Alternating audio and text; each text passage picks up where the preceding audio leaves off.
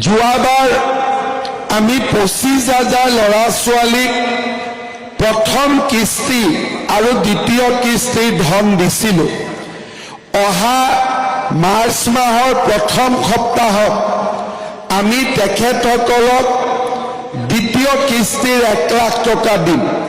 কিন্তু 25,000 যুৱক যুৱতীক আমি 1 লাখ দিছিলোঁ। প্ৰথম পৰ্যায়ত দ্বিতীয় কিস্তিৰ ধন পাবলৈ 1 লাখ টকা আৰু পাবলৈ 13,000 যুৱক যুৱতী নিৰ্বাচিত হৈছে। বাকী 12,000 কাম কৰি আছে। যেতিয়াই তেওঁলোকে 550 নম্বৰ পাব, আমি তেওঁলোকক মাতি আনি দ্বিতীয় কিস্তিৰ 1 লাখ টকা আমি দিয়াৰ ব্যৱস্থা কৰিম। আপোনালোকে ভাবিছে 550 নম্বৰ কি? টকাটো কেনেকৈ ব্যৱহাৰ কৰিছে, বেংকত লেনদেন কৰিছে নে নাই? আপোনালোকে এই টকাটো দি ব্যৱসায় কৰি মাহত কিমান উপাৰ্জন কৰিছে, কিমানজনক আপোনালোকে চাকৰি দিছে নিজৰ তলত, এই গোটেইবিলাকৰ ওপৰত এটা মাৰ্কিং হয়। আৰু সেই মাৰ্কিংটো সহজ মাৰ্কিং। যদি আমি ভাল কাম কৰোঁ, এই নম্বৰখিনি আমি নিজে নিজে পাম।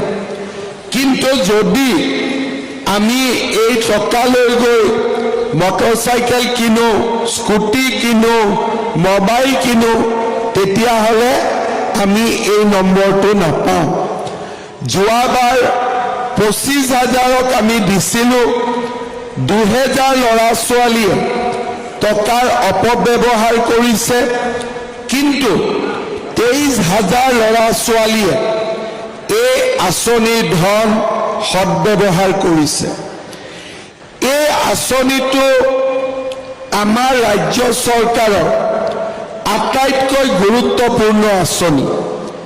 আপোনালোকে জানে যে যোৱা 5টা বছৰত আমি 1,60,000 ল'ৰা ছোৱালীক চৰকাৰী চাকৰি দিছোঁ। কিন্তু এই যে ল'ৰা ছোৱালীবিলাকক চাকৰি দিছোঁ, তেওঁলোকৰ নাম কি? তেওঁলোকৰ নাম হ'ল কৰ্মচাৰী। কৰ্মচাৰী ইংৰাজীটো কি? এমপ্লয়ী। এতিয়া যিজন নিজে কৰ্মচাৰী, তেওঁ বেলেগক নিযুক্তি দিব নোৱাৰে। যোনে নিজে বেলেগৰ পৰা দৰমহা লয়, তেওঁ আন এজনক দৰমহা দি নিযুক্তি দিব নোৱাৰে। কিন্তু আমাৰ অসমত কি প্ৰয়োজন? এমপ্লয়াৰ, নট এমপ্লয়ী। আমাক কি লাগে? এমপ্লয়াৰ, নিয়োগ সৃষ্টিকাৰী।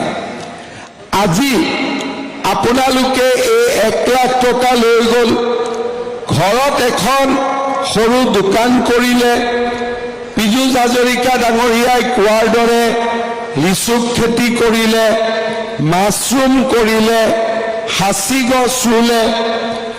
আপোনালোকে অকলে কৰিব নোৱাৰে।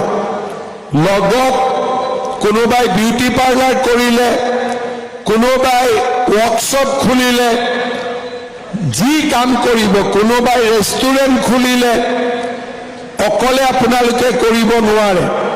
আপোনালোকে 2জন ল'ৰাক চাকৰি দিব লাগিব। অৰ্থাৎ আপোনালোকৰ 2জন কৰ্মচাৰী থাকিব। আৰু সেইকাৰণে আপোনালোক কি হ'ব? নিয়োগ সৃষ্টিকাৰী। আপোনালোক হ'ব এমপ্লয়াৰ। অসমৰ কাৰণে আমাক কৰ্মচাৰীৰ প্ৰয়োজন নাই। আমাক কাক প্ৰয়োজন আছে? নিয়োগ সৃষ্টি কৰিব পৰা লাখ লাখ যুৱক যুৱতীৰ অসমক আজি প্ৰয়োজন আছে।